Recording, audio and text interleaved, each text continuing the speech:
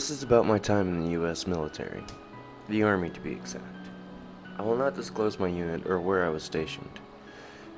In respects to ComSec, that's communication security for those of you who don't know.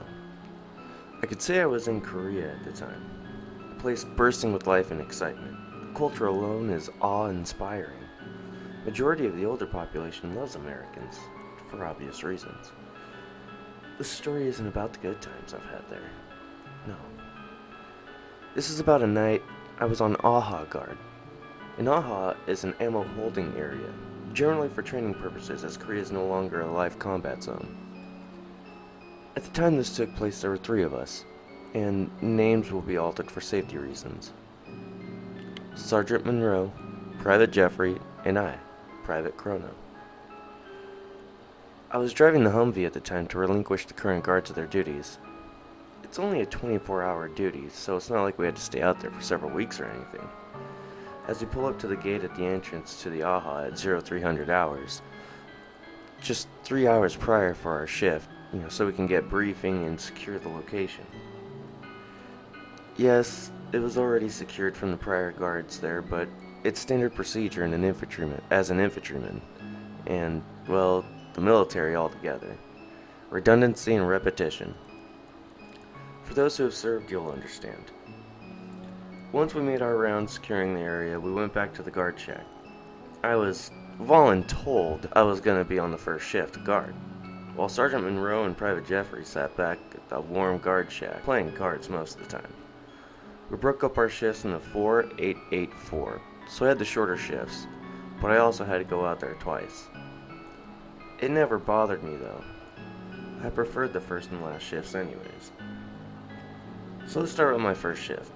I donned my battle garb, grabbed my rifle, and I started walking the perimeter first.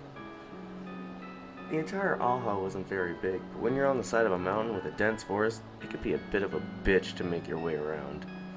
It took about an hour to make it around the AHA. Nothing too exciting. Spotted a few deer. Now those fuckers are creepy enough. If you haven't seen a Korean deer, Google it. As I make my way back inside the gate to start checking the locks and all the containment units, I heard the foghorn. It would blast in sequence to let everyone know that there was a storm or something coming. Different sequences tell you different things. This time, however, it was just going. One large bellow of the horn, and it stopped. No clue what that was supposed to mean. I figured I would check in with Sergeant Monroe after my shift to see if he knew anything. After all the locks were checked, I made my way to our tower. For a better understanding, the guard shack is at the entrance of the AHA. The tower is in the opposite corner across the area. It's about 30 feet tall, 44 foot by 4 foot wide. Yes, enough space for 2 men in their battle rattle. I bust open my breakfast MRE and I stare out into the dense forest. 3 hours into my shift, I radio into the shack to make sure Private Jeffrey was awake to cover down on my position. And that's when I saw it. A thick, dense fog began rolling in over the hillside. It was like a tsunami crashing into the trees. Everything disappeared behind it. It came in so fast. Now pulling security is going to be a pain in the ass. Only 15 minutes left until Private Jeffrey starts his patrol. I'll need a radio in to let him know. 1000 rolls around and I can hear Private Jeffrey exit the shack. Just madder than hell, cussing up a storm. He began his patrol around the perimeter. I remember I told you about the redundancy and repetition. As he came around to where the tower was, which is also the steeper part of the hillside, I can hear him falling and cussing and all that good stuff, but I couldn't see him. The fog had settled in and it was going to mean a long shift for him. Private Jeffrey yelled up as he approached the tower. "Get your ass down here!" As I started to gather my things and make my descent, the foghorn blasted again. One long blare. Day late and dollar short, I thought. The fog was already here. I made my way down to brief Private Jeffrey what I saw, which was not a damn thing, and he began to make his way up. He looked almost frightened climbing the ladder. Thought he was just afraid of heights. I know that I was wrong. On my way back to the shack, take off my gear when Sergeant Monroe wanted to play some cards. He apparently was bored and didn't want to sleep. That asshole decided to keep me up the entire shift. So he played a few rounds of cards, but every now and then he would glance out the shack window. I asked if something was wrong, but he just kind of shook his head. He seemed very uneasy, almost scared. So I kind of did the dumb private thing that got lauded an NCO. That's a non-commissioned officer. "What the hell is the problem, Sergeant?" He looked at me like he was about to rip my head off and shit down my neck. Honestly, I've never been more afraid of the man. He leaned in and told me to keep my mouth fucking shut about this. He told me that those foghorns have a distinct code. One solid blare is to commemorate the Korean War, and the soldiers lost both American and South Korean. He also said that it was to commemorate the late wife of the Korean general. She had lost her husband during the war, and before this post was a post, it was a small village that was home to the battleground he had fought and died in. The second horn is to welcome her return. He said he had seen her once, back when he was a private. He said all you could hear was crying. He said that it scared the shit out of him. Kinda went quiet after that, and he continued to play cards until his timer went off for his shift. Shot me a look like don't say a fucking word type of look.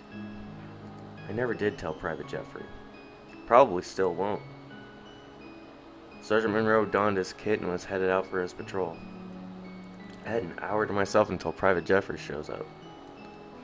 After getting all that slapped on me, I had a newfound respect for the man, but god damn it scared the shit out of me. I had the last shift after all, and it was going to suck. I pulled out my last MRE and began warming it up. This one had Reese's Pieces in it. Fucking score! I usually save all the candy from MREs for bartering later, but anyways, I'm getting off track. After I finished my meal, ready to eat, I decided it was time to get some rest before my next shift. Last thing I want is patrol that's dead-ass tired. I pull up my rucksack that had my pad and sleeping bag, and I lay out for right next to the door so I can get out to relieve Sergeant Monroe once he radios in. He was the only one smart enough to bring a timer. The radio made a weird hiss noise and then crackled. Must have been Sergeant Monroe. I rushed to get ready and head out for my patrol around the perimeter. I fucking hate that part. It's worse with the fog. I donned my gear and grabbed my rifle and headed out again. Now this last shift wouldn't have been so bad if Sergeant Monroe didn't drop such a fucking bombshell on me. Now I gotta watch out for fucking ghosts? Shit. This is going to be a long shift, I thought. I started my patrol taking the same path as I did last time. The fog had gotten so thick now, it's smarter to do it that way. As I traverse the shit terrain, the horn goes off again. Scared the shit out of me. Damn near literally.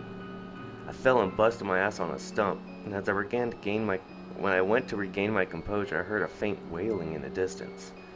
First thing that came to mind was that woman. I booked it around the perimeter as fast as I could. The wailing grew louder, as if it were following me.